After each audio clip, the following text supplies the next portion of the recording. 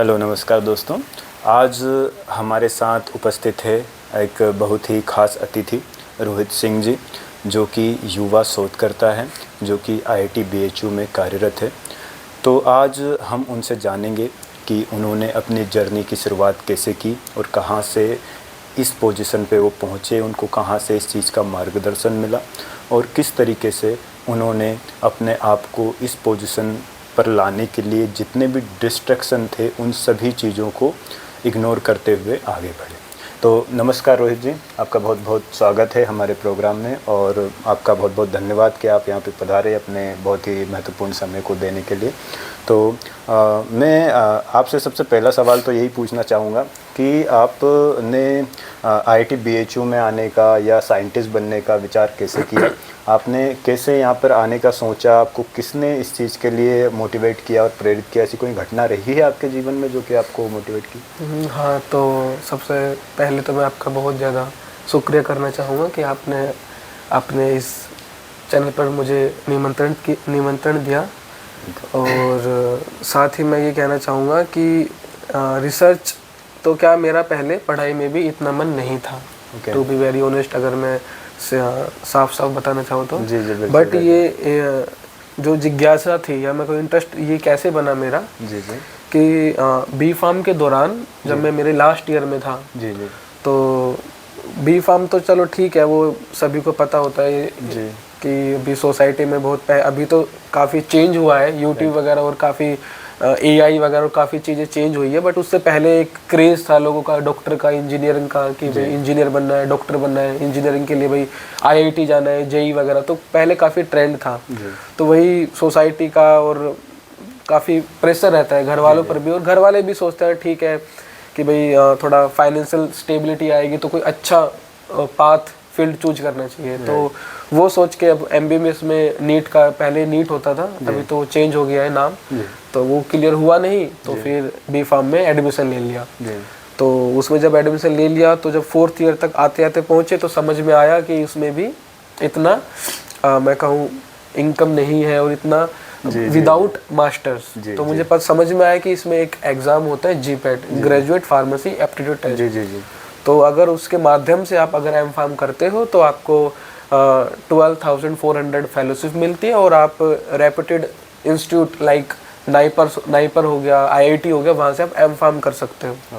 तो इस दौरान मेरा इंटरेस्ट कैसे बना, जब मैं GPAT की कोचिंग ले रहा था, जी जी, तो उस समय कोचिंग लेने से पहले मेरे सीनियर ने मुझे सजेस्ट किया कि तुम यहाँ जितने इस कॉलेज में पैसे लगा रहे हो 4 to 5 लाख, वो तुम्हारे इक्विवेलेंट होंगे 20,000 कोचिंग के जो तुम पैसे देने वाले हो। मैंने बोला वो कैसे? तो उन्होंने बताया कि वो इतना अच्छा पढ़ाते हैं ना, आप खुद ही बिलीव करो, मेरा बिल्कुल हैरत अंगेज हो जाओगे। मैंने, और फिर मेरे ऊपर फिर से प्रेशर भी था। मैं सोचा यार घर वालों ने लोन लेके मुझे पढ़ाया है और MBBS हुआ नहीं, अब ये एग्जाम निकालना तो बहुत ज़्यादा ज़रूरी है। तो मैं उस मन से भी जा रहा था कि वो चीज़ मेरे लिए कितना ज़रूरी है। तो सबसे पहले जब डेमो हुआ GPAT कोचिंग क्लास का, तो उन डेमो में उन्होंने बहुत अच्छा पढ़ाया और मैं उससे बहुत ज़्यादा प्रभावित हुआ। तो मेरे कुछ दोस्त ऐसे भी थे जिन्होंने ऐसा बोला कि अरे ये तो इनका कोचिंग वाले ऐसे ही होते हैं, डेमो क्लास में अट्रैक्ट करते हैं और फिर बाद में अच्छा नहीं पढ़ाते, ये वो। उन्होंने उसको वैसे सोचा, जबकि मैंने उसको अलग तरीके से देखा। और जो मेरे ऐसे दोस्त जो ऐसा बोलते थे, उन्होंने आगे जाके वो एग्जाम दिया भी नहीं, कोचिंग बीच में ही क्विट कर दी। और फिर मेरा एकदम से इतना इंटरेस्ट कैसे बढ़ा, तो जब कोचिंग की क्लासेस चलती थी, वो छोटे छोटे कॉन्सेप्ट समझाते थे, वो उनको इतनी खूबसूरती से समझाते थे, वो सुनने के बाद मुझे ऐसा लगता था कि अरे। और जब मैं साइड वाले किसी दोस्त को बोलता था तो बोलता अरे ये तो मुझे पहले से पता थी, ये तो मुझे पहले से क्लियर थी।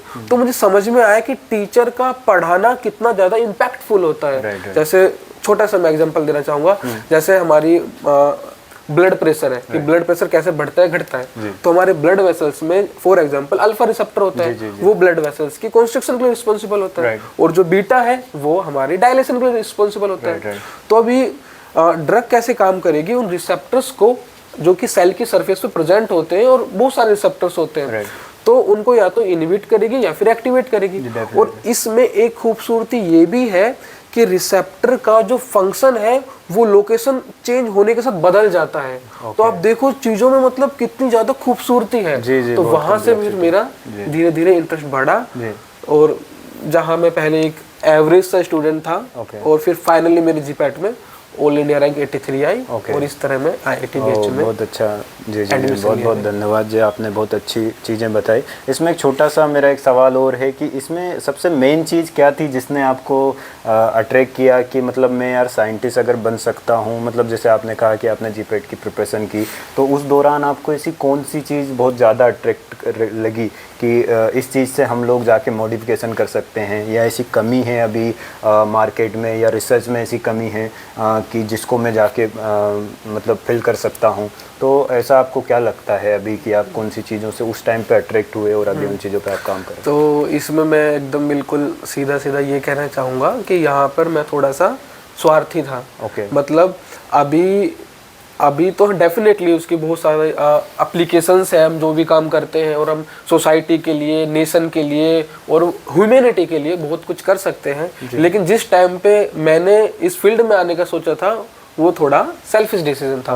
वो कैसे सेल्फिश डिसीजन था कि जैसे मैं देखता था कि मन जो है मेरा बहुत ज़्यादा भागता था और अनवांटेड और नेगेटिव चीज़ों की तरफ भागता था। तो मैंने पाया कि जब साइंस में हम किसी कॉन्सेप्ट को, किसी टॉपिक को बहुत डीप में जाके पढ़ते हैं तो मन जो है एकदम शांत हो जाता है ना, तो वो अच्छा लगता है। तो बस उसी तरह मेरी इस फील्ड में शुरुआत हुई थी। ओके जी जी, बहुत बहुत धन्यवाद। तो अब इसी को हम नेक्स्ट क्वेश्चन पूछते हुए कार्यक्रम को आगे बढ़ाते हुए, तो मेरा अगला सवाल आपसे है कि आप अभी IIT BHU में कार्यरत हैं, तो आप यहाँ पे कैसा कल्चर है रिसर्च का, किस तरीके से माहौल है? मैं अगर शुद्ध हिंदी में कहूँ तो कि यहाँ पे किस तरीके से माहौल बनाया जाता है रिसर्च का, या मतलब ऐसा है क्योंकि जनरली रिसर्च सब जगह होती है लेकिन वहाँ पे या तो ऐसा माहौल नहीं होता या ऐसी फैसिलिटीज़ नहीं होती, तो आपको क्या लगता है कि बाकी सब इंस्टीट्यूशन के कंपैरिजन में क्या अच्छी खासी फैसिलिटीज़ हैं यहाँ, या यहाँ भी ऐसा ही है लेकिन बस एक माहौल बना दिया गया है कि भैया IIT है? तो ऐसा कुछ आपको डिफरेंस नज़र आता है? बिल्कुल सच है। जो आप देखोगे जो सेंट्रल लेवल की यूनिवर्सिटीज़ होती है, स्टेट लेवल की यूनिवर्सिटीज़ होती है, या फिर प्राइवेट यूनिवर्सिटीज़ होती है, अब उनमें और जो अच्छी रेप्यूटेड प्रीमियम इंस्टीट्यूट्स होते हैं जैसे आपका IIT हो गया और नाइपर हो गया, तो अभी हमारे IIT में भी काफ़ी अच्छे रिसोर्सेज हैं और काफ़ी फंड्स मिलते रहते हैं। तो सबसे पहला तो रिसोर्सेज हो गया कि जो इंस्ट्रूमेंट्स जो करोड़ रुपीस के हैं जो हमको उधर पे देखने को नहीं मिलेंगे, वो यहाँ पे सारे इंस्ट्रूमेंट्स वगैरह है ना। और दूसरा मैं कहना चाहूँगा कि कोलैबोरेशन, जैसे ऐसा नहीं है कि सूटिक्स के जो फैकल्टीज हैं, ये स्टूडेंट्स हैं, वो बिल्कुल ही अलग है, केमिस्ट्री के अलग है, कोलॉजी के अलग नहीं, सारे स्पेस लेसन के बच्चे आपस में उनका अच्छा खासा इंटरेक्शन होता है, इवन कोलैबोरेशन होता है। कि सपोज करो कि केमिस्ट्री वाले स्टूडेंट ने कोई मॉलिक्यूल सिंथेसाइज कर दिया, तो अभी वो कोलॉजी वाले स्टूडेंट के साथ कोलैबोरेशन करके रैट वगैरह पे भी एक्टिविटी वगैरह अच्छा करा सकता है। मतलब वो किसी अदर इंस्टीट्यूट पे टाइम बच जाएगा, टाइम बच जाएगा, कॉस्ट बच जाएगी, एनर्जी बच जाएगी, तो वो काफ़ी अच्छा माहौल है। मतलब एक से भले दो जैसा सिस्टम हो जाएगा कि भाई अगर सपोर्ट करते हैं, क्योंकि सही बात है रिसर्च में अगर आगे बढ़ना है तो एक साथ लेके चलना होता है, क्योंकि एक के पास सभी रिसोर्सेज अवेलेबल नहीं होते हैं। तो ये बहुत अच्छी खासियत है, इसी वजह से शायद आज IIT इतने ऊपर लेवल पे है। और यही मुझे लगता है अगर सभी इंस्टीट्यूट ये चीज़ फॉलो करे, साथ में कोलेब्रेशन के साथ काम करे, और रिसोर्सेज तो तभी आएंगे जब आप अच्छा काम करेंगे, अल्टीमेटली तभी ये चीज़ें पॉसिबल हो पाती है। तो बहुत बहुत अच्छा जवाब दिया आपने इसमें।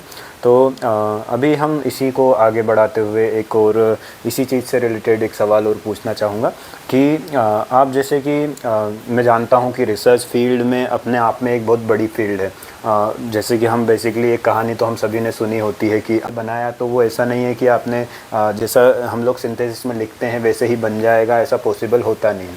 तो आप जब इतने टाइप की रिएक्शंस लगाते हैं तो एक बार में मॉलिक्यूल नहीं बनता है, बार बार आपको रिएक्शन लगानी पड़ती है, किसी टाइम पे यील्ड कम आता है, किसी टाइम पे प्यूरिफिकेशन इश्यू आता है। तो आप इन सब चैलेंजेस को, इस डिमोटिवेशन को कैसे मोटिवेशन में परिवर्तित करते हैं और किस तरीके से अपने आप को आगे बढ़ाने के लिए और सपोर्ट देते हैं खुद से या आपके कलीग्स, या किस तरीके से आप अपने आप को इसमें अग्रसर करते हैं? तो इसमें सबसे पहले तो मैं बताना चाहूँगा कि जो मैं मेरे जो सुपीरियर्स हैं, जो सीनियर्स हैं, वो मैं उनको देखता हूँ कि वो इन सिचुएशंस को कैसे टैकल करते हैं और वो कब तक कितनी डेडिकेशन के साथ लगे रहते हैं। और इसके अलावा जो जैसे आपने साइंटिस्ट का नाम लिया तो उनके एग्जांपल्स सोचता हूँ, तो वो तो चलो हो गए थोड़े थ्योरेटिकल।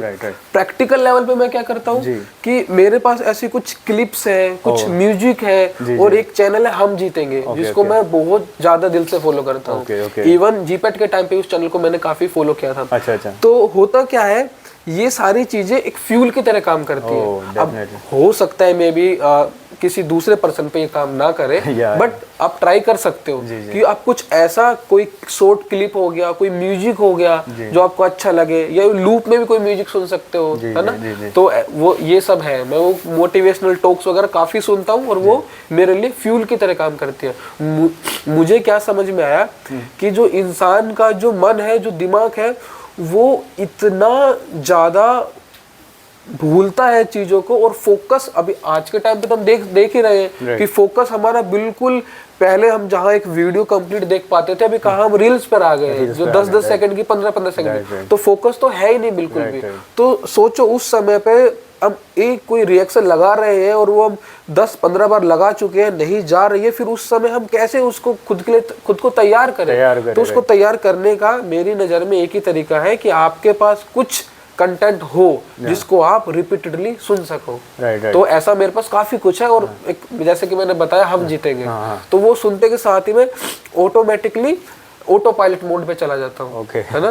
तो ऐसा है। हाँ, मुझे भी लगता है, क्योंकि है ना, रिसर्च में पेशेंस की बहुत ज़्यादा ज़रूरत होती है। विदाउट पेशेंस रिसर्च हो ही नहीं सकती, क्योंकि जनरली हम जानते हैं कोई भी मेडिसिन आती है या मार्केट में तो लगभग 20 साल से ज़्यादा लग जाता है।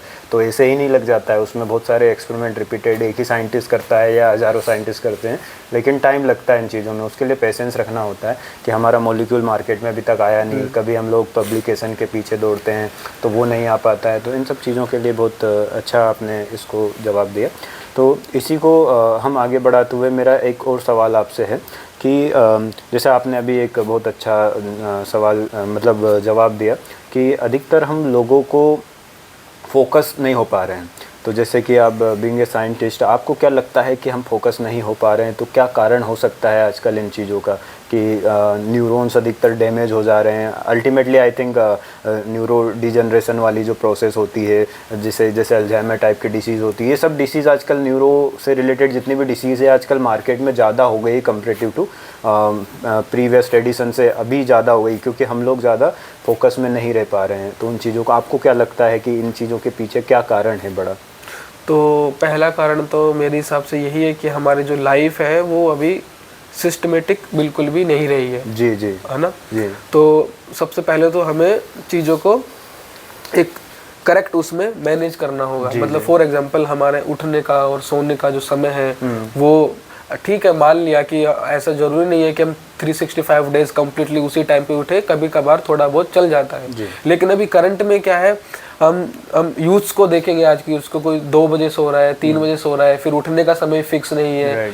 तो मैं उस चीज़ को अगर कहूँ टैकल करने का जो सबसे अच्छा मुझे तरीका लगता है वो है जर्नल राइटिंग।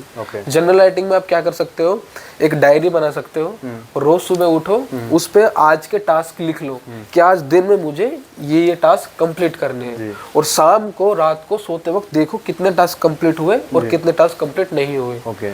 तो जो आपका सवाल था उसका जवाब यही है कि अभी जो हमारी लाइफस्टाइल है वो कम्प्लीटली बिगड़ी हुई है। हाँ, मतलब अल्टीमेटली हम ब्रेन का यूज ही नहीं कर पा रहे हैं। और जब यूज नहीं करेंगे तो न्यूरॉन्स अल्टीमेटली डिजनरेट हो जाएंगे। जैसे कि हम कहते हैं कि हमारे पहले पूंछ हुआ करती थी, लेकिन हम उसका यूज नहीं हुआ तो अल्टीमेटली वो खत्म हो गई। सेम ऐसे ही ब्रेन भी है कि ब्रेन का भी यूज जैसे जैसे खत्म होता जा रहा है, हम उठने के लिए अलार्म लगा देते हैं, ना कि सोचते हैं। ब्रेन में अगर आप डालोगे कि मुझे सुबह 4 बजे उठना है तो अल्टीमेटली विदाउट अलार्म भी उठ सकता है आदमी।